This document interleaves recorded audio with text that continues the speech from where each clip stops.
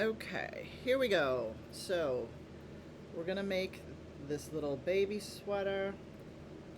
Here's my completed one that I did a long time ago. I ran out of different colors, so I just improvised.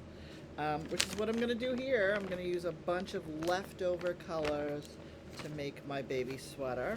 So that's a hint if you have a lot of stuff in your stash you want to get rid of and you want to, just do the baby sweater to practice, use some waste yarn.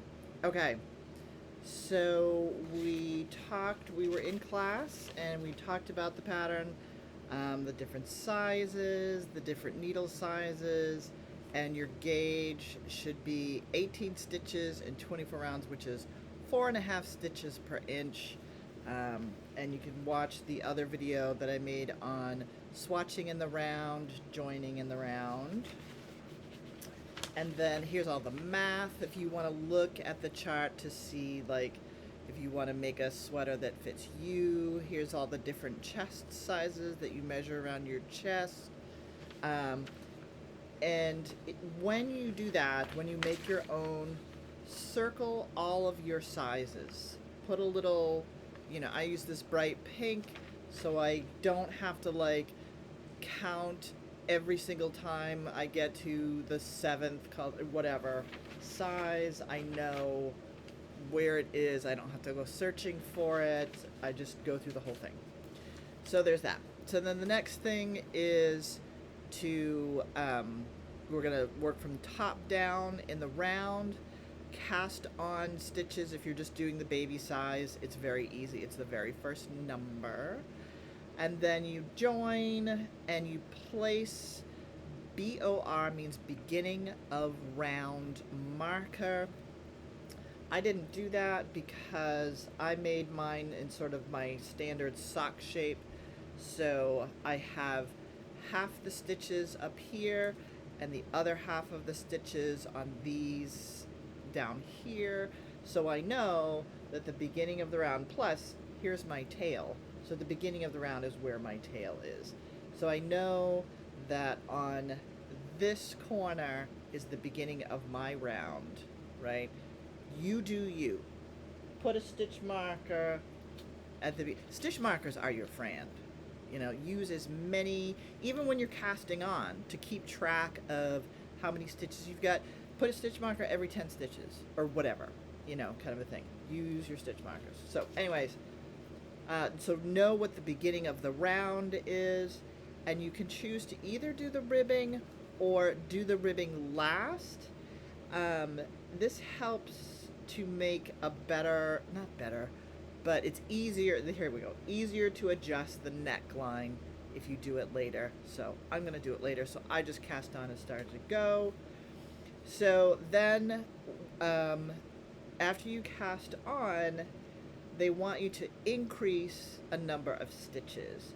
So for the smallest sizes, they want you to increase 12 stitches evenly spaced around the thing. So that's like 4.6 stitch every 4.6 stitches. But if you have the app on your phone, then it will tell you how to do, it will tell you if you're doing this size, knit 2, then repeat. Make 1, knit 4, make 1, knit 5. Again and again. Make 1, knit 4, make 1, knit 5. Make 1, knit 4, knit blah, blah, blah, blah, blah, blah, blah, blah. Repeat to the end. So that's what these little brackets mean. Little brackets mean everything in between the brackets is repeated. This is not repeated. You just do knit 2 once, and then you repeat what's in the bracket till the end. And then you should go from, what did we cast on? 56 stitches, and then you should end up with 68 stitches, right? So that's the first thing that needs to happen. And this is a little confusing. It says, so you're supposed to increase evenly, and you will end up with, right? So they should have had like a little, like, this is how many stitches you should increase, and you will end up with this many stitches. They didn't say that. So that's a little unclear. So that's what that means. And then when you get to the next page is when you start what's called the yoke. And the yoke, so we're here, we cast on, we've increased, and the yoke is going to be this part of the sweater. That's the top half of the sweater. And what they want you to do, it's called a setup. They want you to do a certain sort of number of stitches and separate for the sleeve, the front, the sleeves, and the back by putting stitch markers here, here, here, and here. And so as you're knitting, if you're looking down, as you're knitting in the round, there'll be these stitch markers in these 4 places, and that's where you're going to be doing your increasing, and it's going to grow like that.